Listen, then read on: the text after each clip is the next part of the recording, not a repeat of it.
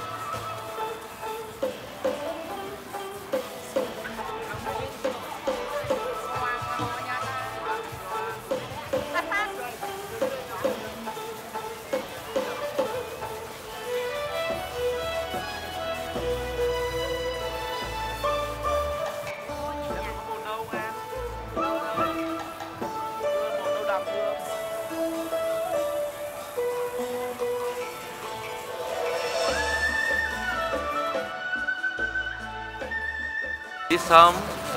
Vietnam Puppetry Theatre introduced about the show. The name is the show is the Melody of Homelands. We want to introduce for everybody about the Vietnam by puppet performance. We use the music, traditional music, and folk song, traditional song, and puppet dance, puppet move with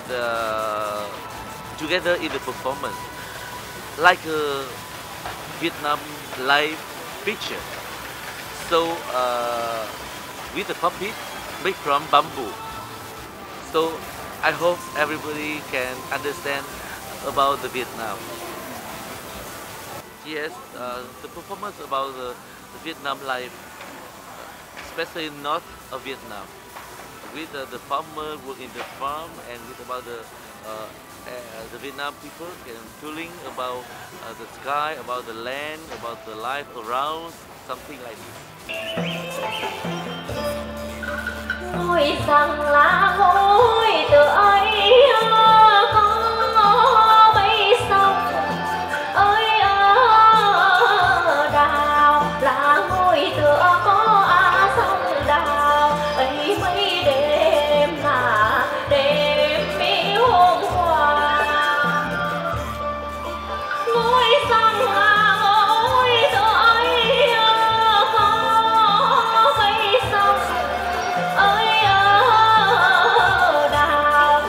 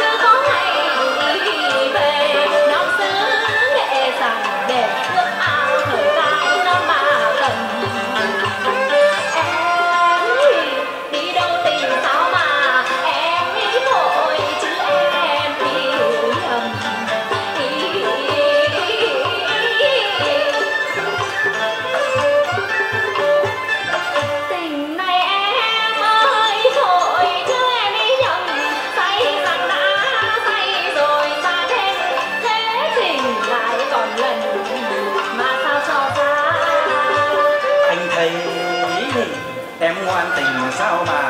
anh muốn là để quen.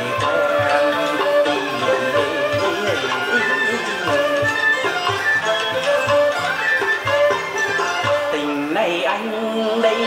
muốn quen mà làm quen, chứ xin em đừng ân ở xa xa. Cả cái lòng con là chi sao cho họ đành.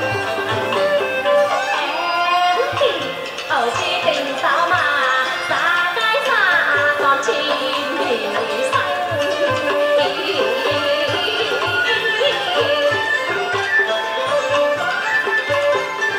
Tình này ra cái xa con chim xanh,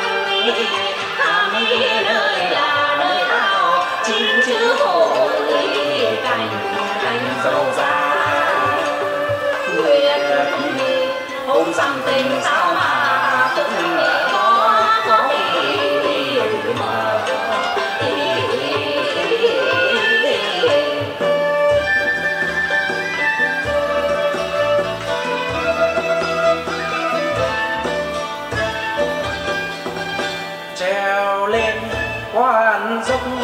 ngồi gốc ngôi cây đa tôi ly ôi cây đa sẵn tôi nơi ôi cây đa ai xui ôi tính ta tình rằng cho vui mình gặp xem hội đêm lương dằm rằng tôi ly ôi cây đa sẵn tôi nơi ôi cây đa.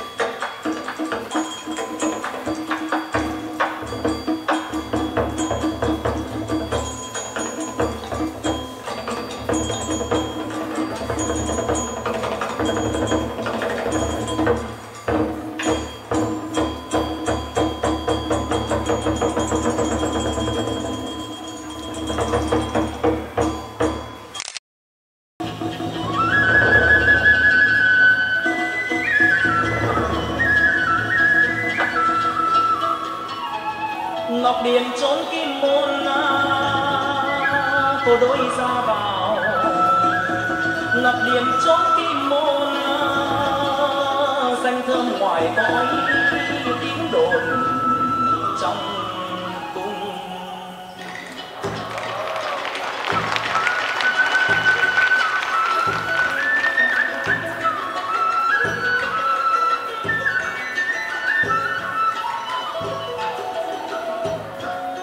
Sinh thay một tú trên ngàn bầu trời cảnh vật ý thắm quang bốn mùa trên bát ngát trăm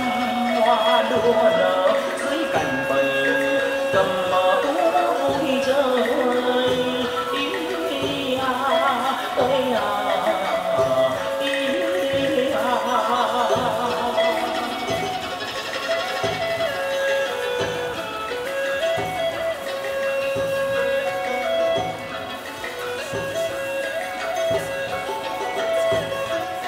chim bay phấp phới mọi nơi cá nheo ngược nước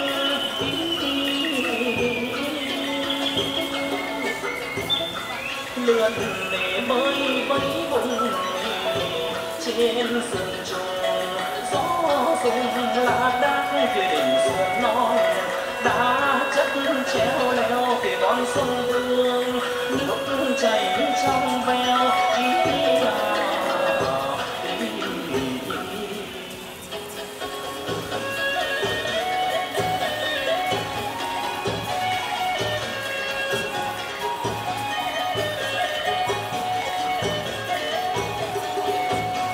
bài sai đứng đục cung nàng ngân lại bốn dòng sơn trang tiếng cô hay mong chúc mong rằng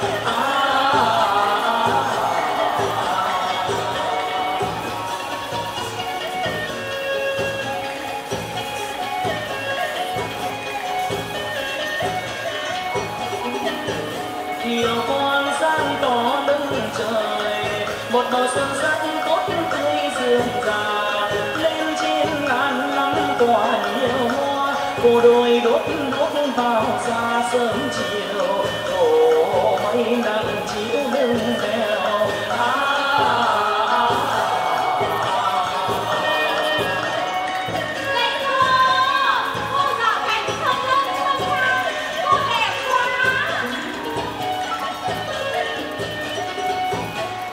xanh lắm quả nhiều hoa cô đôi sao gót vào xa sớm chiều đổ mây nắng chiếu lưng đèo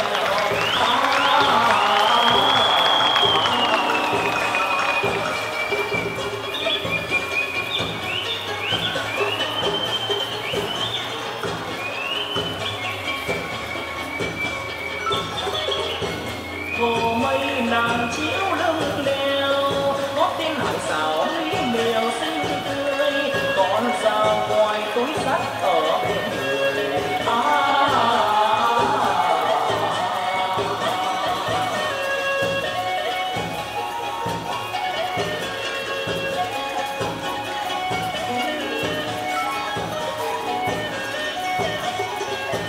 sao ngoài túi sắt bên người tin cành hái quả nói cười liễu lo hái đào lê cam quýt dạt dừa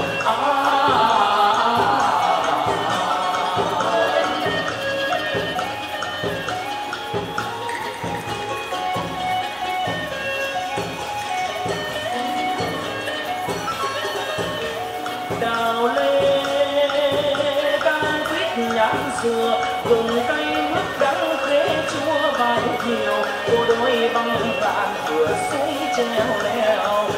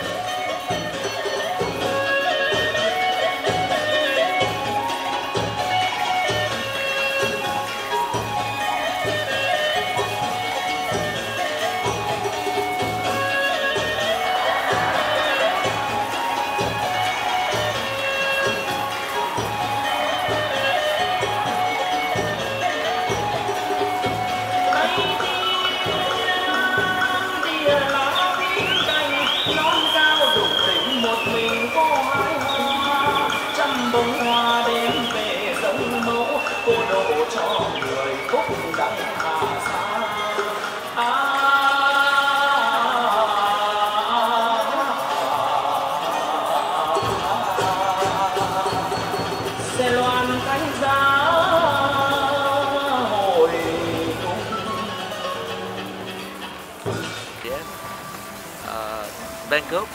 Thailand, we feel very, very warmly with us for this time. The show, after the show, everybody can support too much, and we feel like in my house with everybody here. For this festival, I think it's very, very good for the puppeteer, all puppeteers in the world met together and exchange about the experience and learn together about the puppet. So I want to attend more and more festivals more in the world. I think the show was great. It had a nice little story to it, and it was funny at the same time. They added kind of some humor, which always makes the puppet story a little bit more interesting for the audience. So it was more than just the puppets. It was kind of like an interaction with the audience.